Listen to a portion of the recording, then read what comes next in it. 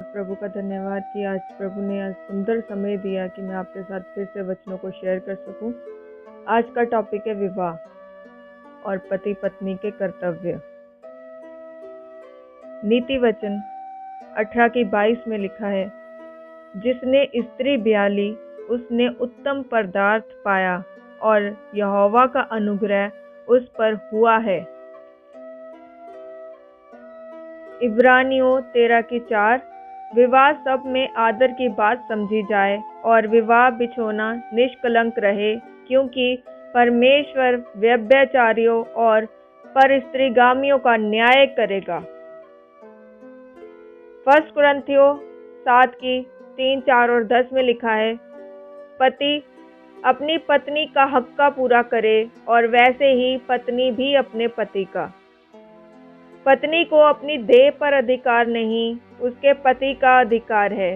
वैसे ही पति को भी अपनी देह पर अधिकार नहीं, परंतु पत्नी का है। जिनका विवाह हो गया है उनको मैं नहीं वरन प्रभु आज्ञा देता है कि पत्नी अपने पति से अलग ना हो। इफिसियों 5:22 में लिखा है, हे पत्नियों अपने अपने पति के ऐसे अधीन रहो जैसे प्रभु के, क्योंकि पति पत्नी का सिर है, जैसे कि मसीह कलीसिया का सिर है और स्वयं ही देह का उद्धार करता है। इफिसियों 5:24 में लिखा है, पर जैसे कलीसिया मसीह के अधीन है वैसे ही पत्नियां भी हर बात में अपने अपने पति के अधीन रहे।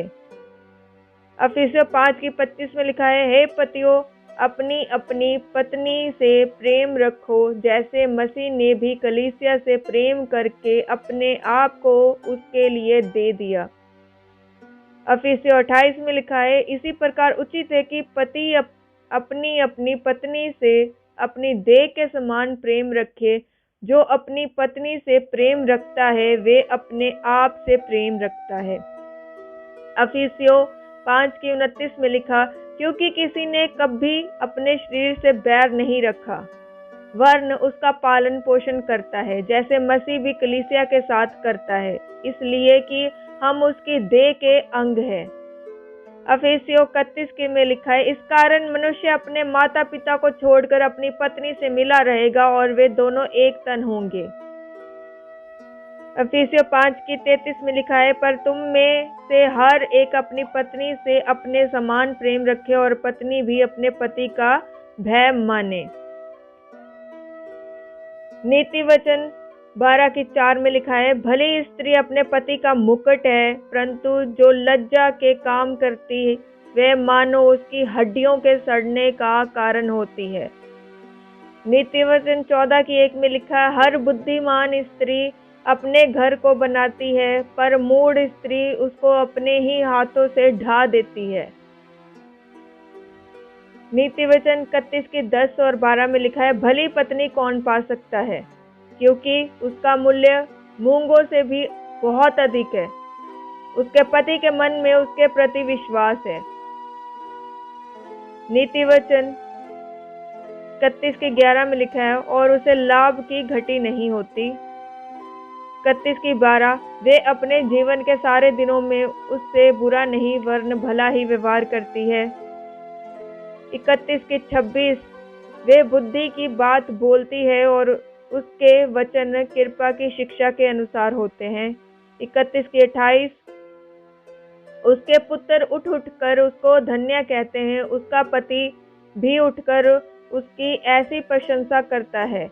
31:29 में लिखा है, बहुत सी स्त्रियों ने अच्छे अच्छे काम तो किए हैं, परंतु तू उन सबों में श्रेष्ठ है। 31:30 में लिखा है, शोभा तो झूठी और सुंदरता व्यर्थ है, परंतु जो स्त्री यहोवा का भय मानती है उसकी प्रशंसा की जाएगी। 31:31 में लिखा है, उसके हाथों के परिश्रम का फल उसे दो और उसके कार्यों से सभा में उसकी प्रशंसा होगी। नीति वचन 19:14 में लिखा है, घर और धन पुरखाओं के भाग से, परंतु बुद्धिमती पत्नी यहोवा ही से मिलती है। पहला तीमुथियुस 3:11 में लिखा है, इसी प्रकार से स्त्रियों को भी गंभीर होना चाहिए, दोष लगाने वाली ना हो, पर सचेत और सब बातों में विश्वास योग्य हो। पहला पत्रस 3:7 में लिखा है, वैसे ही हे पतियों, तुम भी बुद्धिमानी से पत्नियों के साथ जीवन निर्वाह करो और स्त्री को निर्बल पात्र जानकर उसका आदर करो, यह समझकर कि हम दोनों जीवन के वरदान के वारिस हैं, जिससे तुम्हारी प्रार्थनाएं रुक न जाए। पहला पत्रस 3:1-4 में लिखा है, हे पत्नियों, तुम भी अपने पति के अधीन रहो, इसलिए कि यदि इनमें से कोई ऐसे हो तो जो वचन को ना मानते हो, तो भी तुम्हारा भय सहित पवित्र चाल चलन को देखकर बिना वचन के अपनी अपनी पत्नी के चाल चलन के द्वारा खिंच जाएं।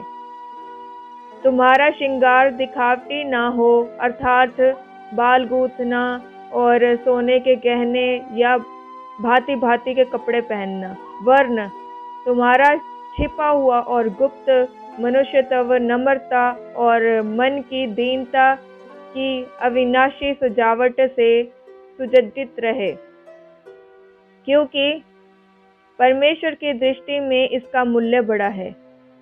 भजन संहिता 45:10 और 11 में लिखा है, हे राजकुमारी, सुन और कान लगाकर ध्यान दे, अपने लोगों और अपने पिता के घर को भूल जा, और राजा तेरे रूप की चाह करेगा, क्योंकि वे तो तेरा प्रभु है, तू उसे दंडवत कर। कुलुस्सियों 3:18 और 19 में लिखा है, हे पत्नियों, जैसा प्रभु में उचित है वैसे ही अपने अपने पति के अधीन रहो। हे पतियों, अपनी अपनी पत्नी से प्रेम रखो और उनसे कठोरता ना करो।